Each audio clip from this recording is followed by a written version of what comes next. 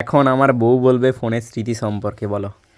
এই যে ফোনটা ভেঙে গেছে, এই যে ফোনটা, আমি ওই ফোনটা বেশি ঘাটতি। এই দেখো কি মজা কি লাগছে হয়েছে দেখেছো ফোনের অবস্থাটা। মানে ওর ফোন, ঠিক আমার ফোন আছে, আমি ইউজ ওর ওর আগে ওকে ও যে ফোনটা আগে ইউজ করতো সে ফোনটা তো অবস্থা খারাপ, ভালো ছিল না।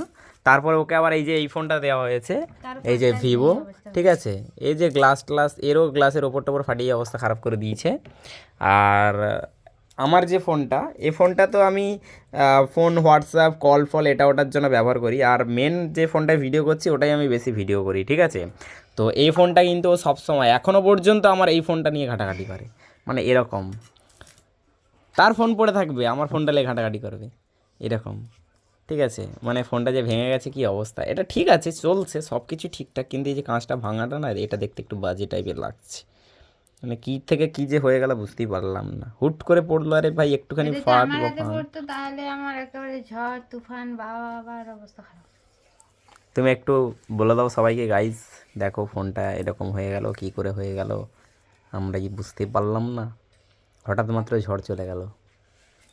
আমাদের ফ্যামিলির মধ্যে কি চলছে রাহু রাহু চলছে, রাহু রাহু হুটহাট করে আমাদের পিকু অসুস্থ হয়ে যাচ্ছে। দুদিন ছাড়া। হুম। তারপরে তো অনেক খেতে ক্ষতি লেগেই আছে ঘরে। ঘরে ক্ষতি তো অল টাইম লেগেই আছে, কী হচ্ছে বুঝতেই পারছি না। শুধু ঝড় যাচ্ছে ঝড়, মানে মানুষের নজর লেগেছে না কেউ কিছু করছে না কি বলো তো। হুম। কি আমি কি করে জানবো, আমি কি জ্যোতিষী? জ্যোতিষীকে দেখাতে হবে, দাঁড়াও, ভালো জ্যোতিষীকে দেখাতে হবে।